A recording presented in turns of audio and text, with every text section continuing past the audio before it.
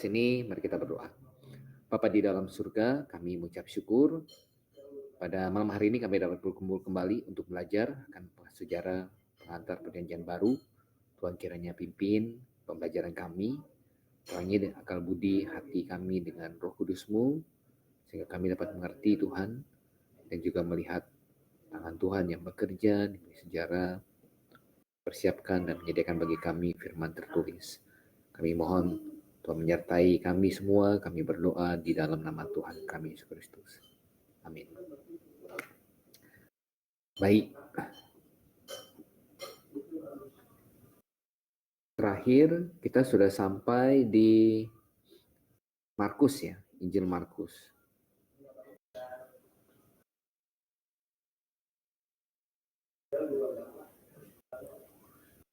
Injil Markus. Oke. Ada yang ingat Injil Markus sudah sampai mana?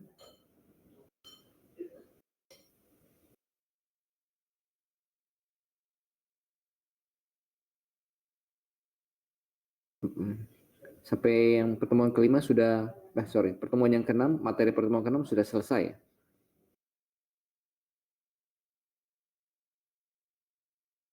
Oke, kalau gitu kita masuk.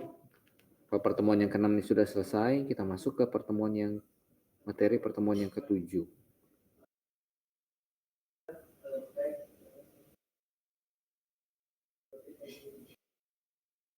Materi pertemuan yang ketujuh. Jadi kita masih melanjutkan pembahasan tentang Injil Markus. Jadi pengantar akan Injil Markus.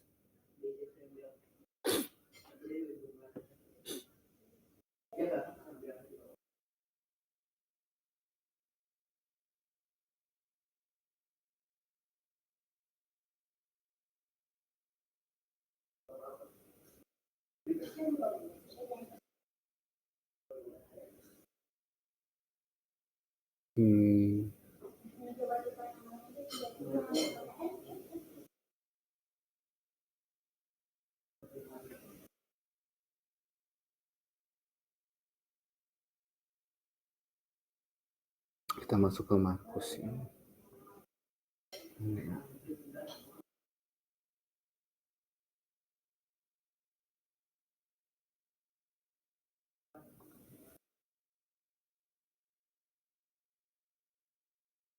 Bentar ya, cari.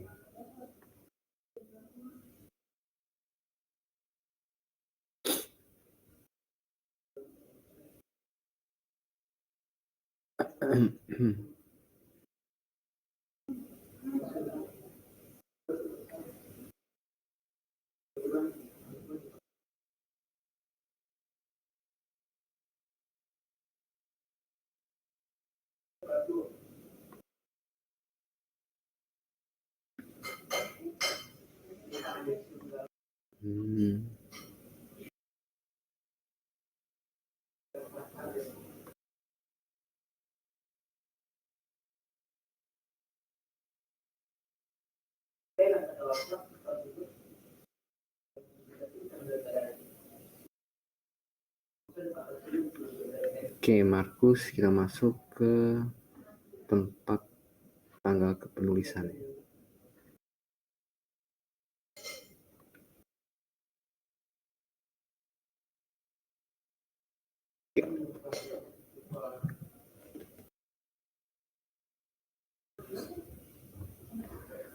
Tempat dan tanggal penulisan.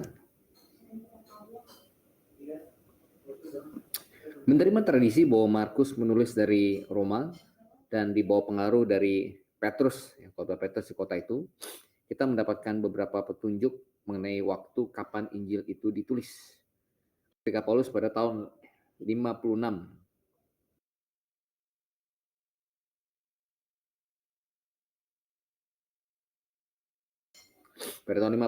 AD menulis kepada jemaat di Roma, belum ada rasul yang mengunjungi kota itu. Tampaknya mustahil Petrus sampai ke Roma sebelum penganiayaan oleh Nero pada tahun 64. Sangat mungkin ia sampai ke kota itu paling tidak pada tahun 65. Bukti internal mengindikasikan bahwa Injil tersebut ditulis sebelum kehancuran Yerusalem AD 70. Nah, kita percaya bahwa Injil Markus diterbitkan sekitar AD 67 atau 68. Tidak berapa lama setelah kematian Petrus. Jadi 67 atau 68.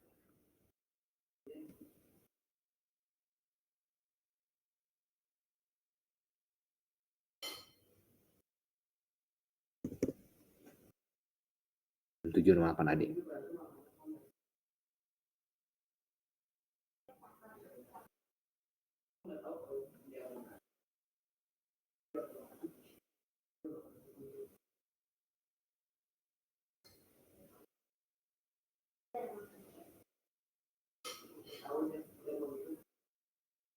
Tujuh 68.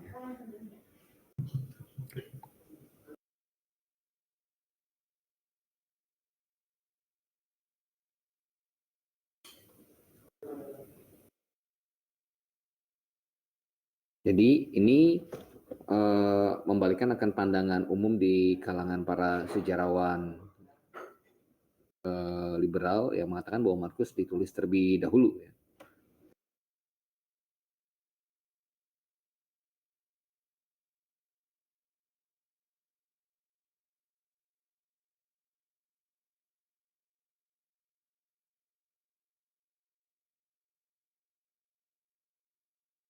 Sementara kita sudah belajar yang di dalam Matius itu penulisan kita percaya sekitar tahun 50. Ya. Kemudian Markus ya, 67 68.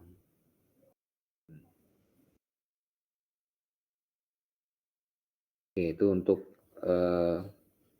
tanggal penulisan ya 67 68. Oh ya, menulis darinya belum ya? Menulis dari Roma.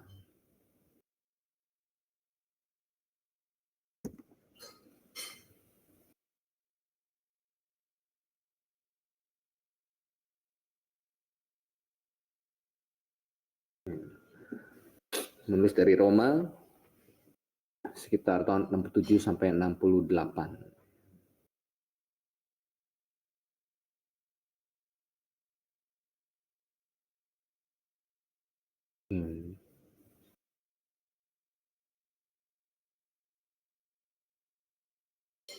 Kita masuk ke nomor 4 sekarang, tujuan. Markus mempunyai pengalaman berada di dalam rumah yang memiliki pelayan. Kisah Rasul 12 sampai ayat 13. Ini rumah yang dipakai oleh para rasul untuk berkumpul pada waktu itu. Kita buka.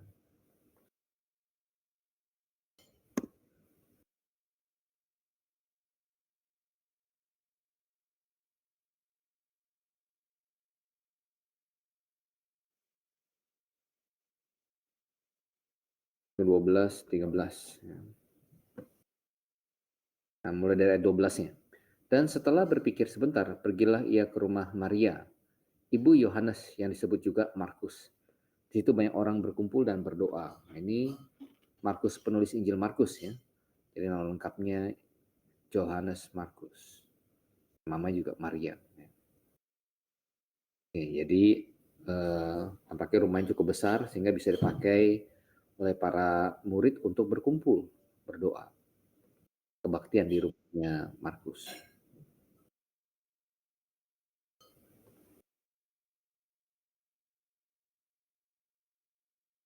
Dan dia sendiri pernah menjadi pelayan Paulus dan Barnabas. Hal ini melayakkan dia untuk menghargai dan mencatatkan karakter dan pekerjaan dari pelayan yang sempurna, hamba Yehova, yaitu Yesus Kristus. Ingat, jadi penekanan dari tiap Injil itu berbeda.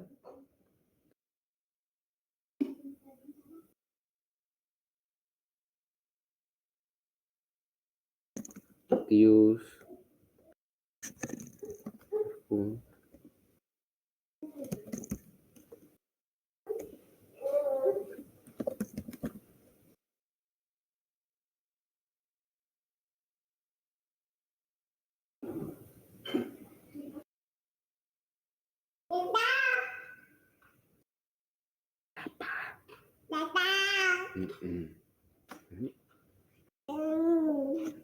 awas nanti pecah.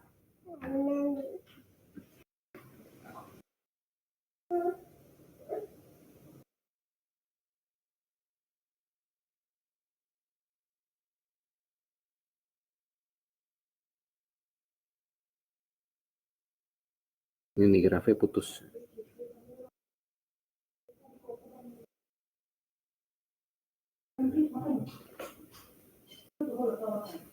Ya. Perkataan pada Matius, Tuhan kita Yesus digambarkan sebagai raja, raja orang Yahudi.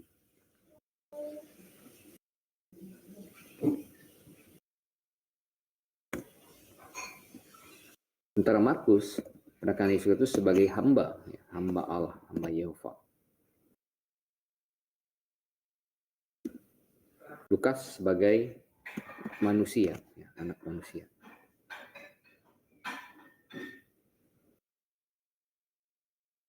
Yohanes menekan Yesus sebagai Allah. Ini penekanan dari masing-masing Injil. Nah, oleh karena Markus juga, ya mungkin dia pernah menjadi seorang pelayan, ya, dia melayani Barnabas, kemudian Paulus dalam misi Paulus yang pertama, yang mungkin sebelumnya dia anak mama, ya. Gak pernah kerja, ya tinggal di rumah yang besar, yang ada banyak pelayannya. Tapi dalam pengalamannya mengikut Paulus, ya, ikut perjalanan misi Paulus, nah di situ dia banyak belajar melayani, ya. Melayani, kemudian mandiri, ya, dibentuk dia sungguh-sungguh. Sehingga cocok ketika dia menggambarkan Yesus sebagai hamba Yehova, ya, di dalam Injilnya.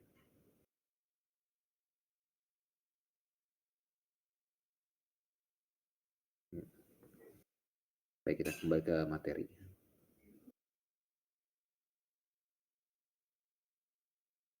Jadi tujuan Injil Markus untuk mencatat karakter dan pekerjaan pelayan yang sempurna, hamba Yehova.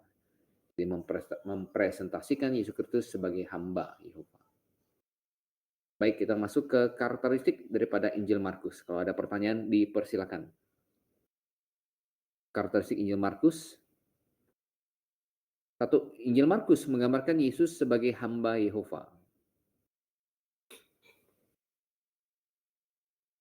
Malam, Pak Purba.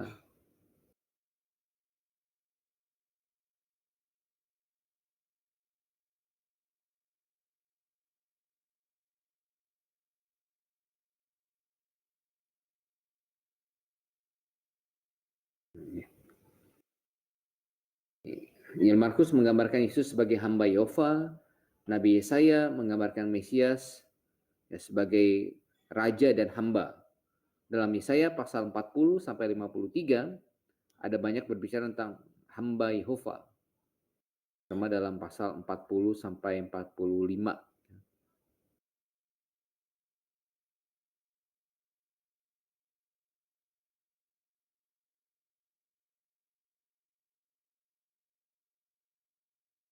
Matius menggambarkan Yesus sebagai raja, namun juga sebagai hamba. Injil Markus menggambarkan dia sebagai hamba, tapi juga sebagai raja. Tidak ada balik. Tapi mayoritasnya Injil Matius menggambarkan Yesus sebagai raja, ya. Meskipun ada juga menyinggung tentang hamba. Begitu pula Injil Markus, dia mayoritas mempresentasikan Yesus sebagai hamba Yehova, meskipun ada juga menyinggung tentang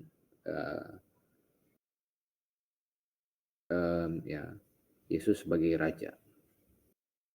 Kemudian yang kedua, karakteristik yang kedua, Injil Markus tidak mencatatkan genealogi. Genealogi.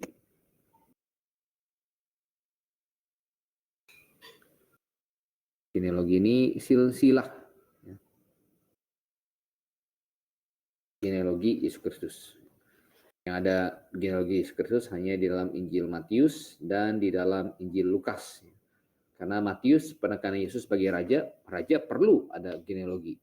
Dari mana dia bisa jadi raja? Keturunan siapakah dia?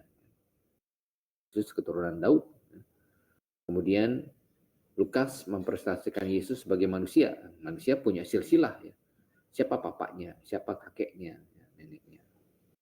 Tapi Markus yang mempresentasikan Yesus sebagai hamba, ya, bagi seorang hamba, ya, seorang yang mempekerjakan seorang hamba, ya, tidak penting silsilahnya siapa, ya. Kita tidak pernah nanya sama orang yang bekerja sama kita, ya, coba lihat silsilah kamu, tidak. Kemudian penekanan Yesus sebagai Allah dalam kitab Yohanes juga tidak menuntut ada silsilah, karena Allah tidak punya silsilah. Baik, kemudian kita lanjutkan. Penting juga untuk memperhatikan bahwa Petrus disebut dalam berbagai kaitan dalam Injil ini, sementara namanya dihilangkan dalam Injil lainnya. Oke. Coba kita lihat dalam pasal 1 ayat 36, 11 ayat 21, 13 ayat 3. 1 ayat 36.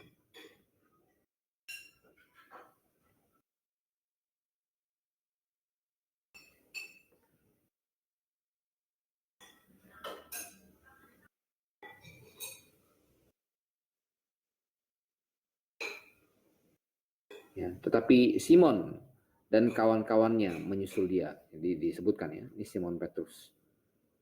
136, kemudian kita lihat lagi 11:21.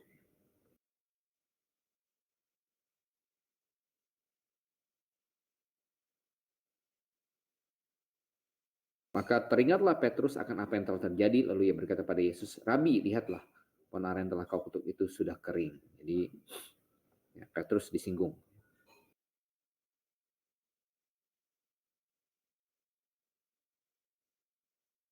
Kemudian dalam 13 ayat 3 juga disinggung.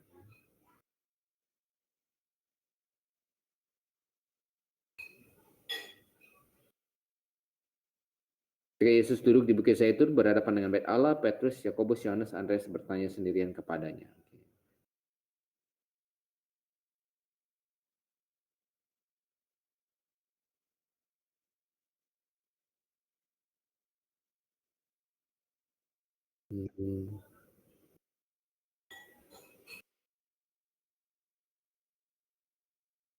Kemudian kita lihat lagi.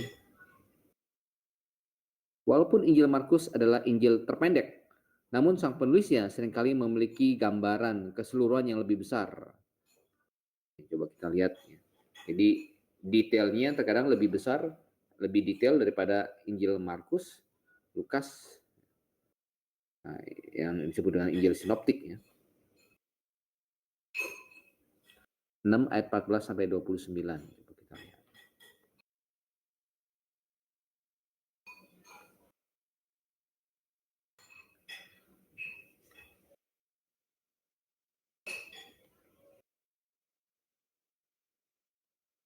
Enam 14 sampai 29.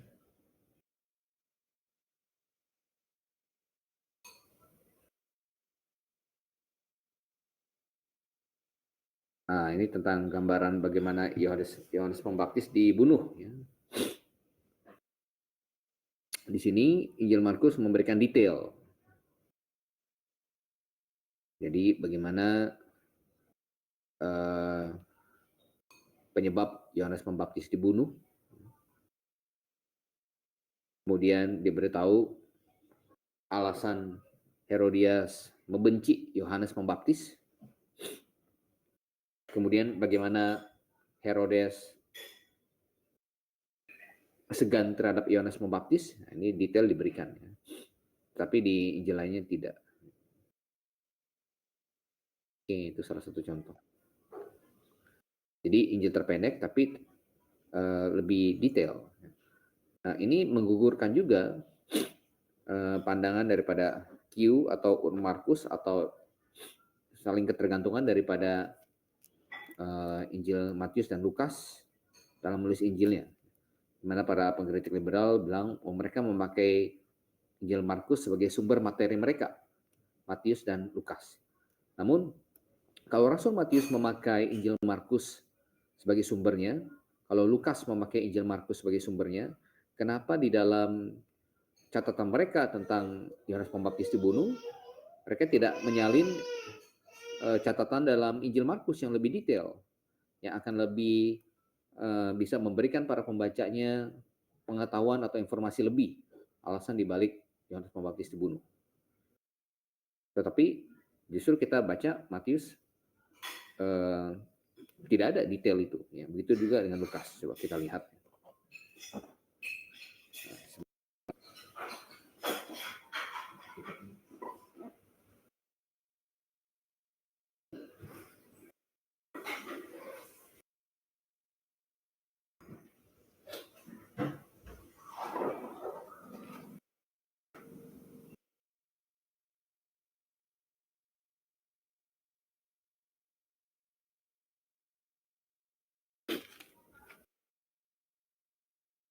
Markus 6, kepala dalam Matius 14, 1 sampai 12. Kita lihat ya.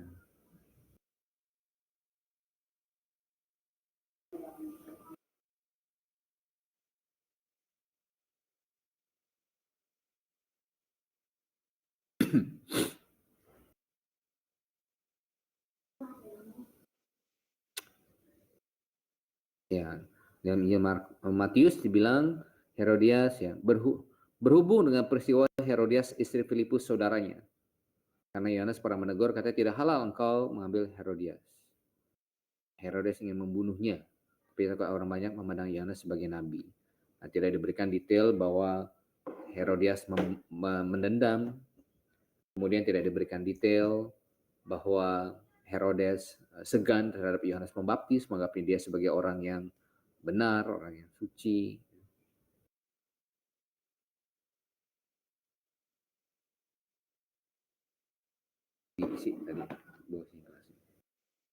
Kemudian kita lihat lagi, bandingkan dengan Lukas pasal 9.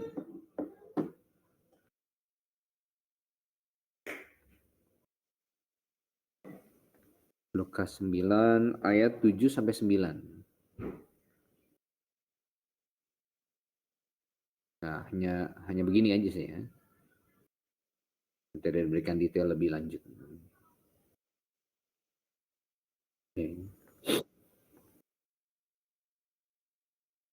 Oke, baik.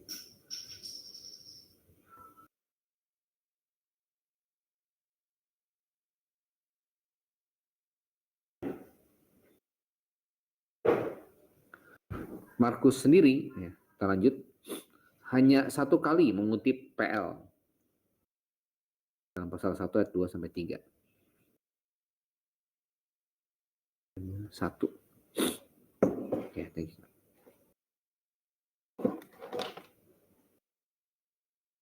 Hanya satu kali mengutip PL.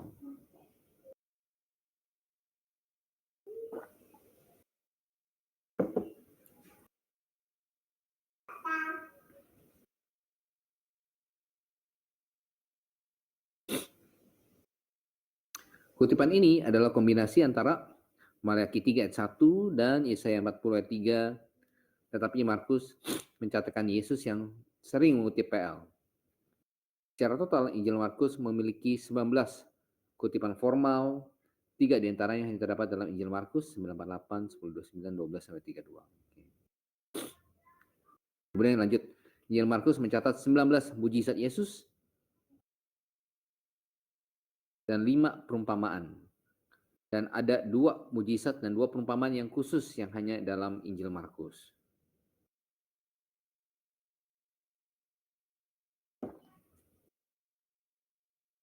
Kemudian Injil Markus juga mencatat urutan peristiwa secara kronologis dan terakhir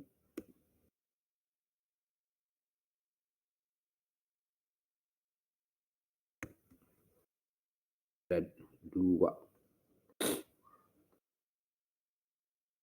begini ya.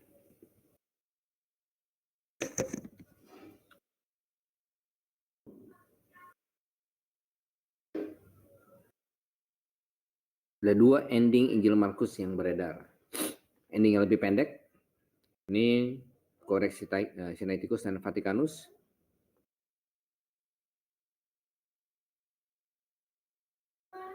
Selesai sampai di ayat yang ke-8. Kemudian ending yang lebih panjang itu ada dalam TR ya.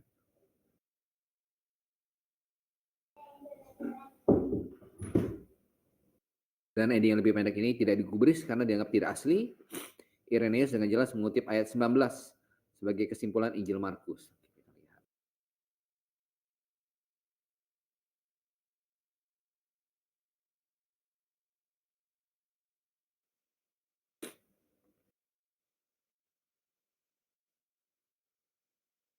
16 ayat yang ke-8. Jadi dalam CT, Sinaiticus Vaticanus, kemudian yang jadi manuskrip daripada Alkitab Yunani CT ya, itu berarti sampai di sini ayat 8. Karena takut, titik, selesai. Kalau dalam Alkitab kita juga dikasih jarak di situ ya, ayat 8, dikasih jarak. Kemudian ada kata-kata dengan singkat mereka sampaikan nih bla bla bla bla. Nah, ini tidak ada di dalam CT-nya. Coba lihat.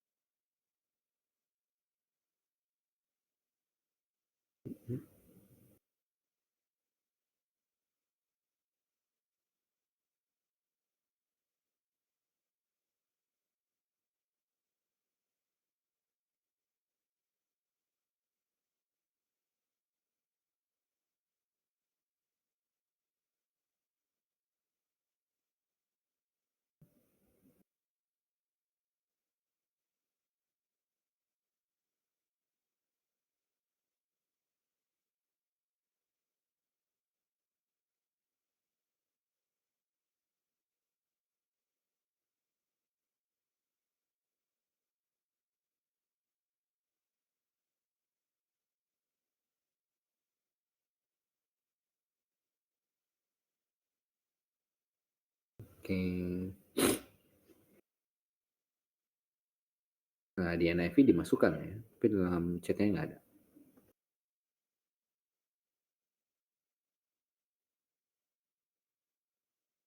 Apa Greek?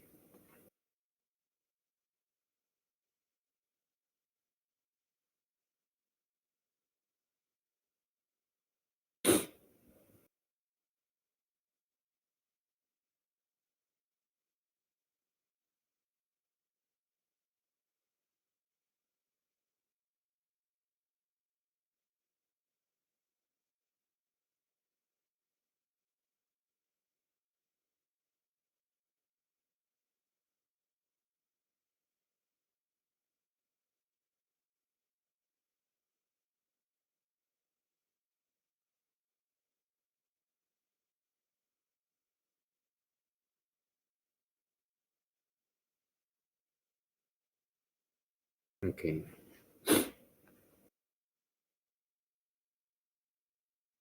Nah, di Nasal Greek New Testament ini dikasih koma ya, tanda kurung. Tidak ada.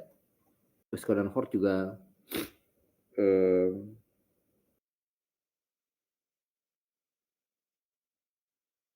tidak ada di sini. Dia masukkan. Ya.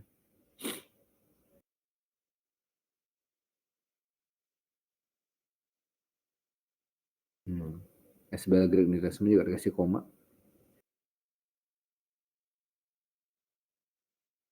Ya, mereka ambil dari TR yang ayat selanjutnya. Tapi di dalam Sinaiticus dan Vaticanus yang tidak ada.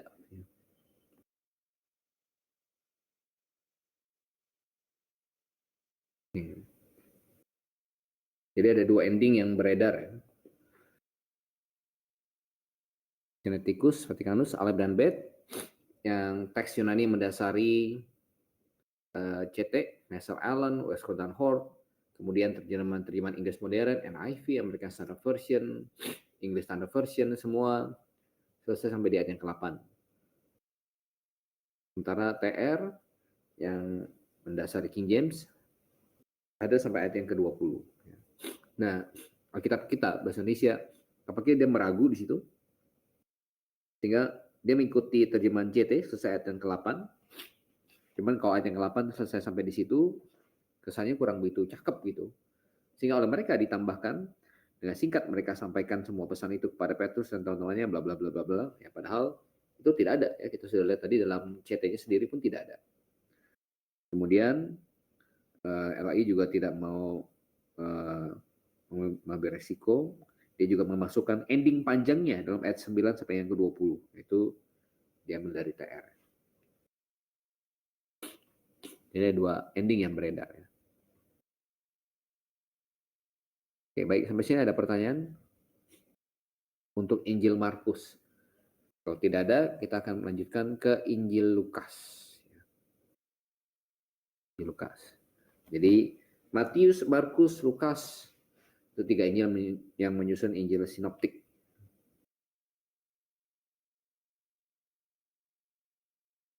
Oke. Injil Lukas, kepenulisan. Bukti eksternal.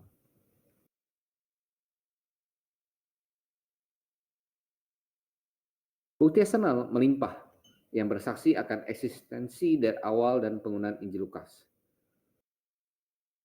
Justin Martyr mengutip Lukas 22:44 dan Lukas 23:46 dalam bukunya ya, Dialog with Trifo. Eusebius mencatat bahwa Hegesippus mengutip Lukas 23:34. Muratorian fragmen menyebut Injil ketiga adalah Injil Lukas.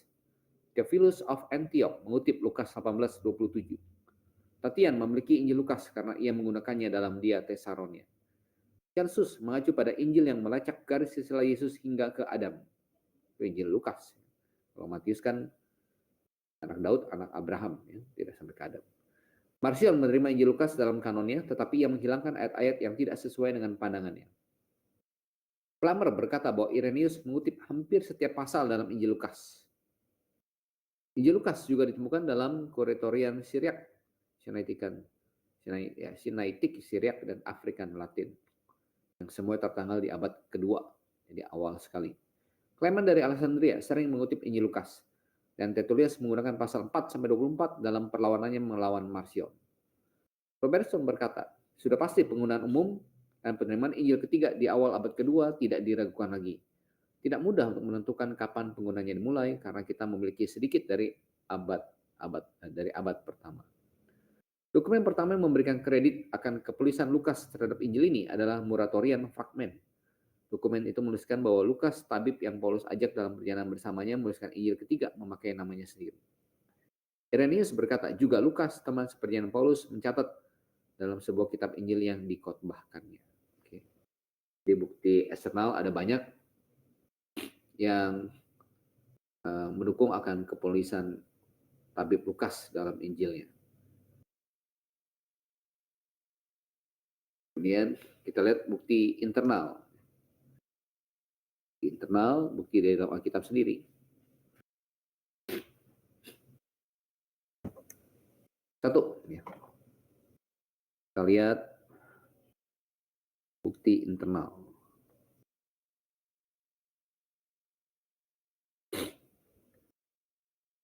Sulit untuk membangun kepenulisan Lukas akan Injil ini terlepas dari bukti yang diberikan dalam kitab KPR, Kisah Para Rasul. Kita dapat merangkum argumennya sebagai berikut. Satu, bagian kami.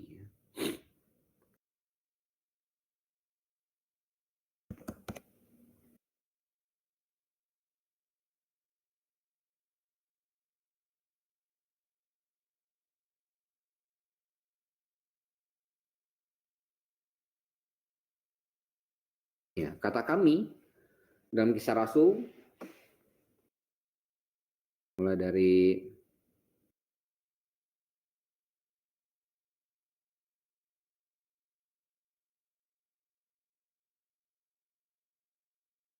ayat 10 sampai 17 ya, kemudian seterusnya 20 ayat 5, 21 18, ayat 1 sampai 28 16 mengindikasikan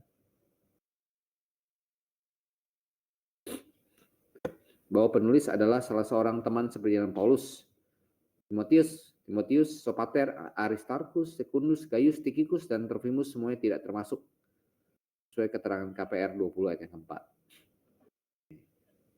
Jadi penulis tampaknya ikut dalam perjalanan Paulus ya. Ada waktu-waktu tertentu di mana dia ikut.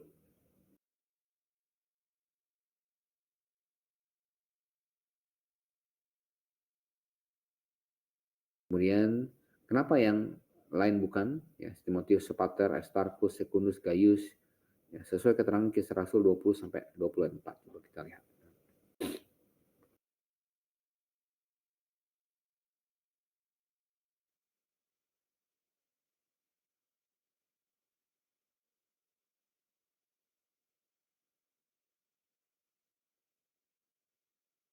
Nah, di sini sang penulis Kisah Rasul yang juga menulis Injil Lukas mengatakan ia disertai oleh, ya di sini Paulus ya, Sopater, Aristarkus, Secundus, Gaius, Timotius, Dornasius, Tychicus, Trophimus ya.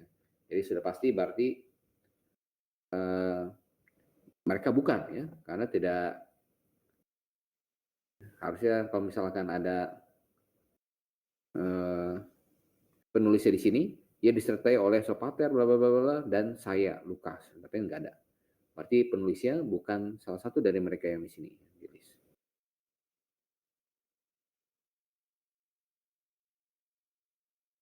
Lagi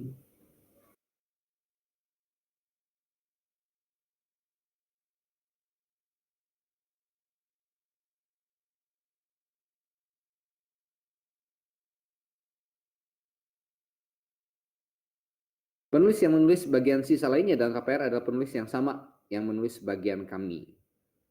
Karakteristik perbendaharaan kata dan gaya kepenulisan dalam Injil Lukas dan Kisah Para Rasul mengindikasikan bahwa Injil ditulis oleh orang yang sama yang menulis KPR.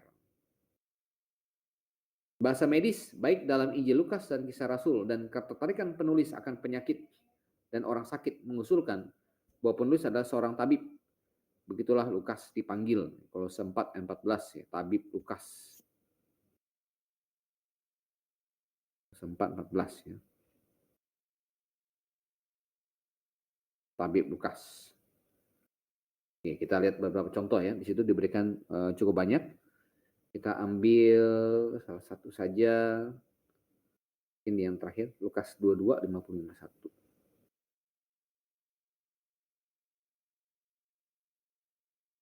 Kita lihat ya, ketertarikan penulis akan istilah-istilah medis.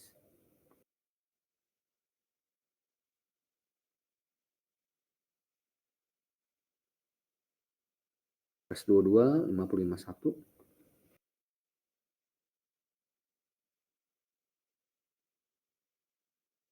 Oke, di sini penulis Injil Lukas tertarik dengan hamba imam besar yang putus telinga kanannya, kemudian disembuhkan oleh Tuhan Yesus. Putus. Sebagai seorang tabib, ya tentu ia memperhatikan hal ini. Ya. Bahkan kalau bisa punya kuasa seperti Yesus akan alangkah luar biasanya ya, sembuhkan orang putus tinggal disambung. Tabib nggak bisa. Nah, bandingkan dengan kita lihat dalam Markus 14:47, telinga kanannya detail. 14:47.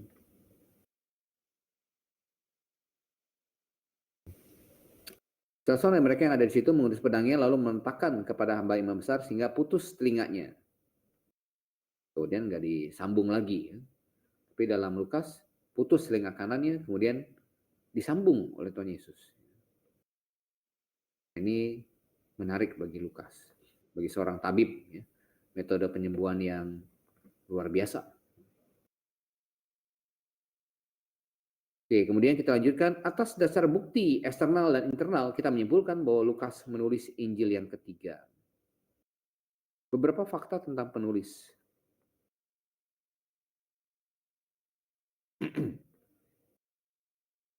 Nama Lukas hanya muncul dalam surat Paulus dalam ya,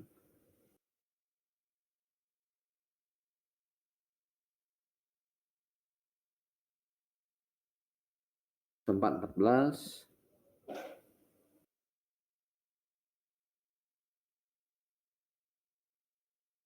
Kemudian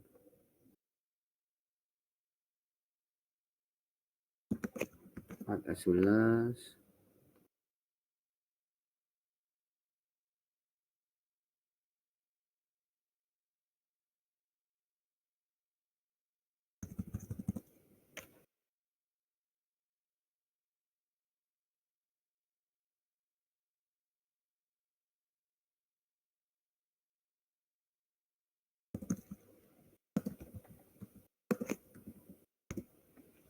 Oke, nggak cukup.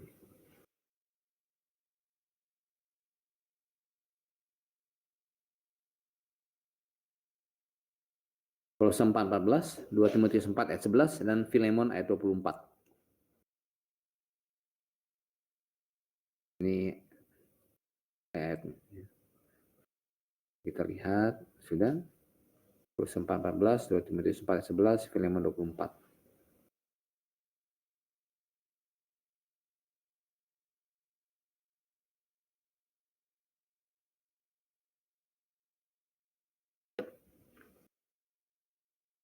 Ini kita lihat yang Filemon saja, yang jarang dilihat. Salam kepadamu dari Epafras, temanku sepenjara karena Kristus Yesus, dan dari Markus, Aristarkus, Demas, dan Lukas, teman-teman sekerjaku. Jadi terdapat dalam hanya dalam surat-surat Paulus ya, nama dia tercatat.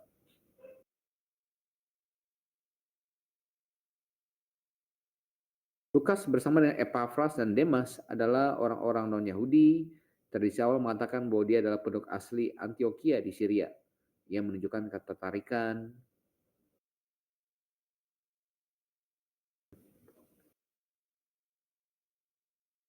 yang khusus terhadap kota Antioquia. Agak panjang, walaupun ia tinggal di kota Filipi sebentar.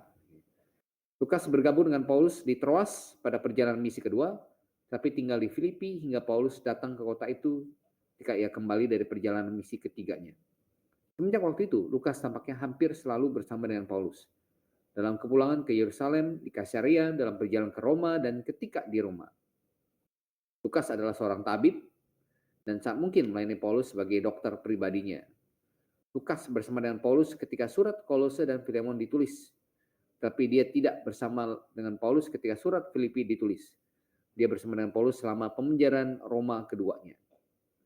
Dalam sebuah karya tulis dalam bahasa Latin, dikatakan bahwa ia tidak pernah menikah dan meninggal pada umur 74 tahun di Bitinia, tapi tradisi lain berkata bahwa ia meninggal di Konstantinopel dan bahwa sarkofagusnya sekarang ditemukan di Church of Saint Justina di Padua. Ya, sarkofagus, ya. Wadah pemakaman yang terbuat dari batu. Semacam peti.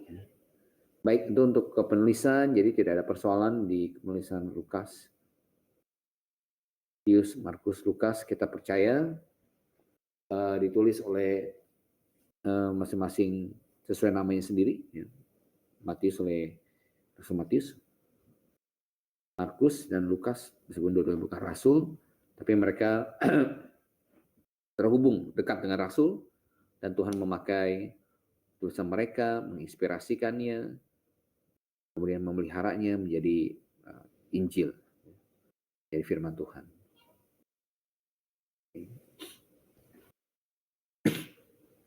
Baik, sampai sini ada pertanyaan untuk kepenulisan Injil Lukas? Tidak ada, kita lanjutkan.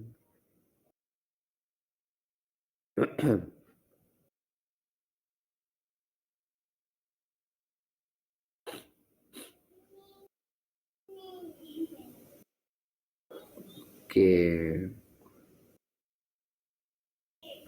Sudah. Sekarang kita masuk ke ketergantungan dan bahasa. Apakah Injil Lukas ini bergantung kepada sumber-sumber lainnya? Ya, kita lihat ya. Kita menolak pandangan bahwa Injil Lukas bergantung pada Antiquities oleh Josephus, ditulis tahun 93-95, karena referensi Lukas terhadap Quirinius, Lukas 2 ayat 2. Ramsey menunjukkan bahwa prasasti di Tibur membuktikan bahwa Quirinius 2 kali memerintah Syria di bawah Kaisar Agustus, dan Josephus mengacu kepada pemerintahan yang satu, dan Lukas mengacu kepada yang satunya lagi. Josephus, dia di belakangan ya, 93-95. Kita juga menolak teori Stricker tentang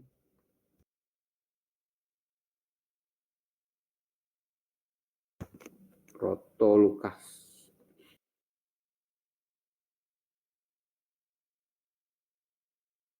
Yang katanya adalah kombinasi dari Q dan sejumlah material yang khusus pada Injil Lukas yang dibuat oleh Lukas sendiri. Di Injil Lukas, kalau menurut Streeter ini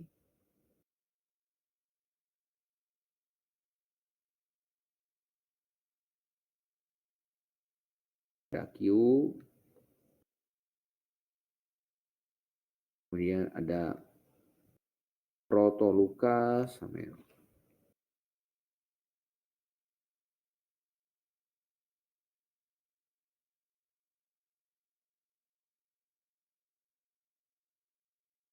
ini yang dipakai oleh Lukas untuk membuat Injil Lukas.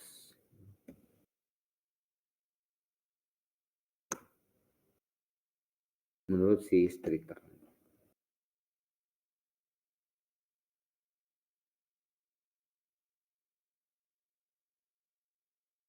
Streeter berpandang lebih jauh bahwa Lukas mengembangkan Proto Lukas dengan menambahkan cerita.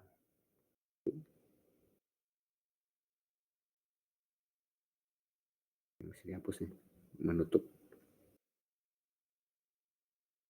Cerita kelahiran Yesus dan memasukkan intisari-intisari dari Injil Markus dan membuat perubahan-perubahan dan penambahan-penambahan kecil. Ini menurut pandangannya Streeter. Kita berusaha untuk menunjukkan bahwa tidak ada satupun Injil yang bergantung pada Injil lainnya. Lukas menggunakan sumber-sumber setidaknya lisan, mungkin juga tertulis, tetapi Lukas memakai sumber-sumber itu di bawah arahan Roh Kudus. Di bawah arahan Roh Kudus. Ya, memang ada sumber lain yang dipakai oleh Lukas, tapi di bawah arahan Roh Kudus. Q, nah, tidak ada dasarnya, ada dokumennya namanya Q. Sudah pasti dalam perjalanannya bersama Paulus, Lukas bertemu dengan beberapa rasul, juga dengan murid-murid Kristus yang lainnya, dan bahkan dengan ibu dan saudara-saudara Yesus. Dari mereka lah Lukas mendapat banyak informasi tentang Kristus. Selama pemenjaraan Paulus di Kaisarea, Lukas bisa saja melakukan investigasi berbagai hal, dan karena Lukas adalah seorang tabib, tidak diragukan lagi, ia bisa mendapatkan informasi yang disimpan dari orang pada umumnya. Seperti yang telah kita baca sebelumnya, Irenaeus berkata bahwa Lukas mencatat dalam sebuah kitab Injil yang diberitakan oleh Paulus. Tertulian menyebut Paulus pemberi ilham Lukas. Tetapi tentu saja Paulus hanya dapat memberitahu kepada Lukas apa yang ia sendiri telah terima. Dari Paulus, ia mendapatkan pemikiran tentang keselamatan yang bersifat universal dan tidak terbatasnya karunia Allah. Sementara material-materialnya ia dapatkan daripada saksi mata. Kita mengulangi lagi bahwa Lukas melakukan investigasi dan menulisnya di bawah bimbingan dan inspirasi Roh Kudus. Bahasa. Injil Lukas adalah Injil yang paling memenuhi unsur sastra. Kitab ini memiliki pendahuluan dan dari keempat Injil lainnya, kitabnya lah yang paling mendekati biografi Yesus. Ia menulis sejarah dan menghubungkan peristiwa itu dalam hidup Kristus dengan sejarah Syria dan Roma. Ia memiliki perbendaharaan kata yang kaya, sekitar 312 kata khusus yang terdapat dalam Injil Lukas, dan memiliki tata bahasa yang baik. Bahasa Yunani. Oke, baik, kemudian kita akan masuk ke tempat dan tanggal penulisan yang ketiga. Habisnya ada pertanyaan. Tempat dan tanggal penulisan.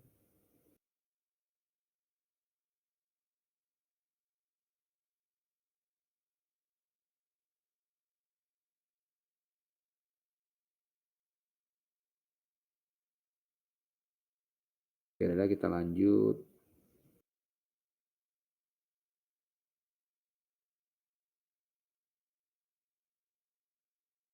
Tempat dan tanggal penulisan.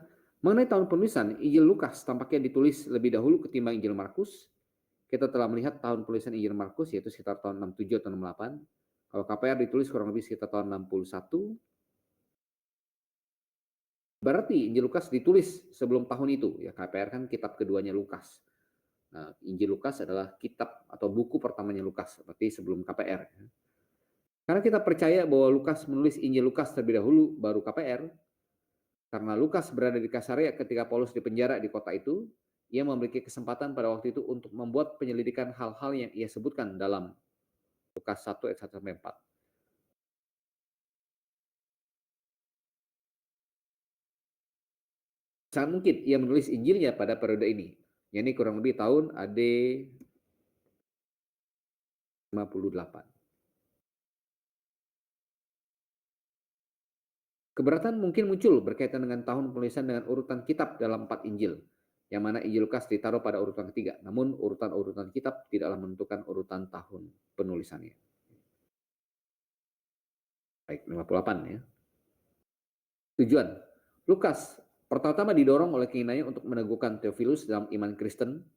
Ya, tujuan Injil Lukas ditulis. Ia memanggil Theophilus dengan sebutan Theophilus yang mulia. Ini menunjukkan bahwa pribadi Theophilus adalah pribadi yang real. Nama Theophilus adalah nama yang umum di kalangan Yahudi dan non-Yahudi. Tujuan kedua, yang pertama untuk Theophilus meneguhkan imannya. Yang kedua, dengan banyaknya orang non-Yahudi yang bertobat, kebutuhan akan sebuah Injil yang dapat masuk dalam pemikiran orang-orang Yunani diperlukan. Oleh karena itulah Injil Lukas ini dituliskan. Kalau Injil Matius kan lebih cenderung untuk orang-orang Yahudi, meyakinkan mereka bahwa Yesus dari Nazaret adalah Raja dan Mesias yang ditunggu-tunggu. 3. Tujuan Lukas adalah untuk menunjukkan kesempurnaan anak manusia sebagai teman dan penebus manusia, juru selamat semua yang percaya dan menerima dia. Tujuan utama Lukas adalah untuk mengungkapkan penebusan oleh penebus kita, Tuhan Yesus Kristus. Di sini untuk pertama kalinya dalam PB kita menemukan kata penebusan. Itu ayat 68. Revised version. Ya, jadi ada 3 tujuan penulisan Injil Lukas. Theophilus, Injil bagi orang non-Yahudi, kemudian mempresentasikan Yesus sebagai manusia, anak manusia. 5. Karakteristik. Injil ini menekankan kemanusiaan Kristus yang sempurna, mengambil tema dari Nabi Zakaria. Inilah orang yang bernama Tunas, ya. Orang, ya. Jadi Yesus, orang, manusia. Lukas melacak garis silsilah Yesus Kristus hingga ke Adam. Tuhan kita digambarkan mengalami pertumbuhan, perasaan, simpati seorang manusia. Lukas memberikan kita catatan penuh akan kelahiran, masa kanak-kanak, ya meskipun tidak ada sampai 12-30 tahun, ya, tapi kita diberitahu oleh Lukas, dia bertumbuh. Perasaan, masa kanak-kanak, pertumbuhan, kehidupan sosial Yesus. Sebagai seorang anak, ia tumbuh, bertambah kuat dalam rohani, penuh dengan hikmat dan kasih karunia Allah. Ia tunduk pada Yusuf dan Maria, ia bersukacita dalam Roh Kudus, ia menangis, ia berdoa dan berpeluh, ia makan bersama dengan Simon, bersama dengan Maria dan Marta. Jadi menggambarkan Yesus sebagai manusia 100% ya, seutuhnya. Lukas berbicara tentang kesukaan besar untuk seluruh bangsa. Ia mewakili Simeon yang berkata tentang Kristus bahwa ia adalah terang yang menjadi penyataan bagi bangsa-bangsa lain. Janda di Sarfat dan Naaman orang Syria hanya disebutkan dalam Injil Lukas. Injil Lukas banyak mencatat tentang doa. Kristus dicatat berdoa 15 kali dalam 4 Injil, 11 kali diantara ditemukan dalam Injil Lukas. 3 dalam Matius, 4 dalam Markus dan Yohanes.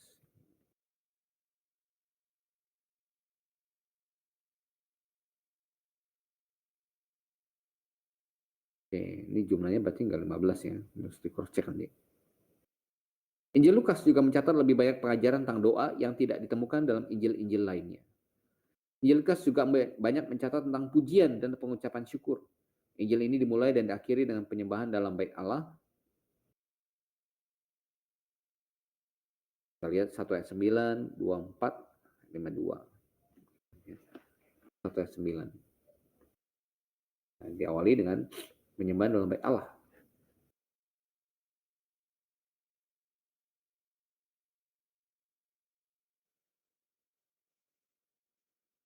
1 ayat 9. Imam yang bertugas ditunjuk untuk masuk ke dalam bait suci, membakar ukupan di situ. Ini tentang ayatnya Yohanes Pembaptis ya, Zakaria. Kemudian kita lihat ditutup juga dengan menyebutkan bait Allah. 24, 53. Mereka senantiasa berada di dalam bait Allah dan memuliakan Allah. Oke.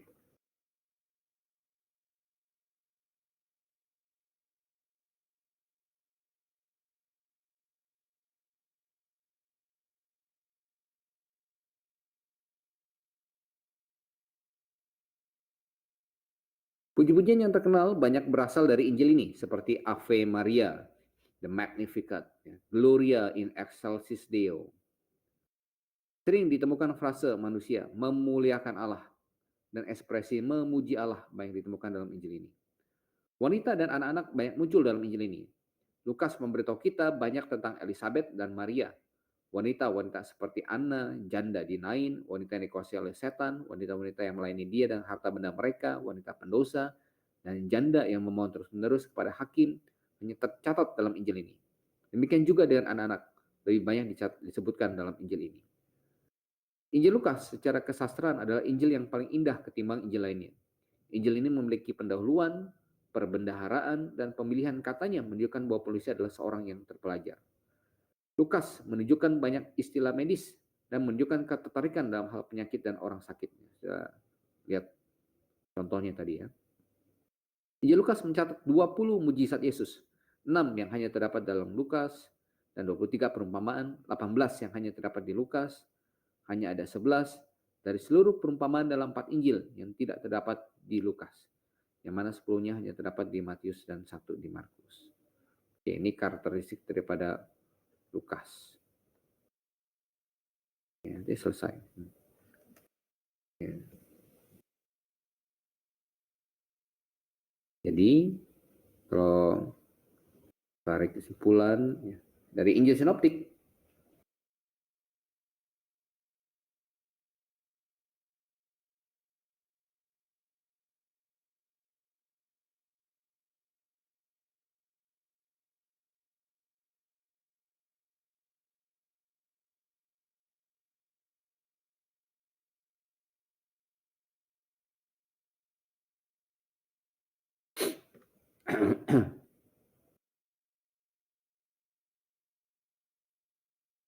ya, kalau kita urutkan ya, kalau kita rangkumkan dari pembahasan kita tadi,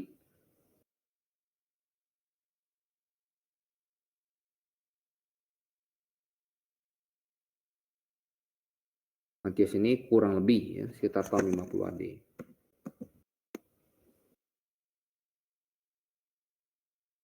Markus ini kurang lebih ya, 67 atau 68 AD. Lukas ini kurang lebih sekitar 58 AD. Ini kepenulisannya. Tahun penulisannya.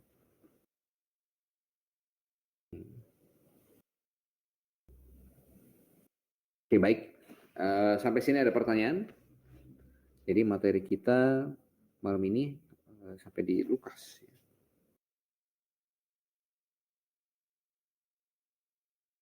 Injil Sinoptik.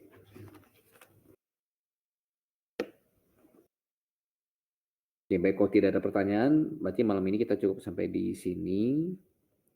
Kita akan ketemu lagi 2 minggu. Minggu depan tuh libur. Untuk yang Matius, Kamis ini juga sudah masuk libur. Sebenarnya di dalam jadwal Academy Kids, minggu ini semua masuk minggu libur semester ya. Hanya karena minggu depan juga akan libur karena Lebaran tanggal merah. Juga ada blokas di RAC. Maka minggu ini yang bisa kita masuk. Ya. Dan antar PB juga sempat libur pada ya, pertengahan semester kemarin. Ya. Baik, jadi bagi Anda yang ikut Matius juga, Matius hari Kamis sudah libur, minggu depannya libur, kita ketemu lagi nanti ya setelah libur Lebaran ya, baik antara PB dan Matius. Oke, sampai sini ada pertanyaan?